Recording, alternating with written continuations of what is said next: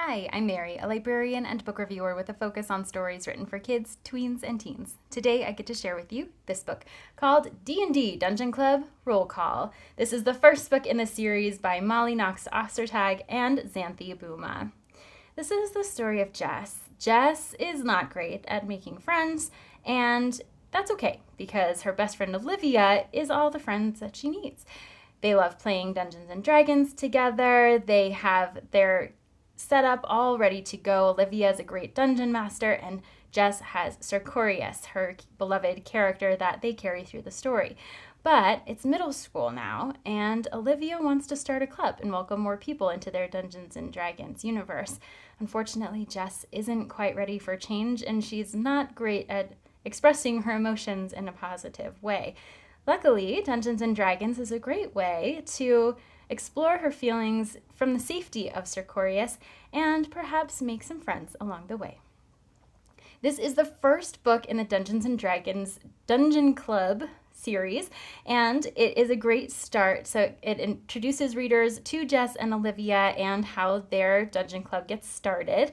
And for readers who are not familiar with Dungeons and Dragons, they're going to get a little bit of a sense of how the plot works, how the game works through the story, and for those who are already immersed in Dungeons and Dragons, they're going to love all the Easter eggs that are woven into this story.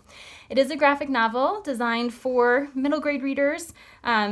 Jess and Olivia are both middle grade themselves, and so there's going to be a lot of parallels in the actual story that's happening with the two characters outside of Dungeons and Dragons, but you kind of go back and forth between the real world and their fantasy world throughout this book.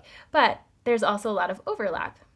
There's opportunities for them to explore their emotions, to interact with one another, and so you see their real life reflected in their Dungeons and Dragons universe as well. You also have character cards in here, so for those who are familiar with Dungeons and Dragons, you're going to read about who the characters are, all of the elements that define them, how much strength they have, things like that. So that's a really fun addition to this book because it gets the Dungeons and Dragons feel kind of all over the place, even in the real world too. As you're going through the story, you explore a lot of kind of bigger emotions, harder emotions, especially in that middle school range where readers are likely to have similar experiences with friendships that shift and change over time and how they might adjust to those changes too.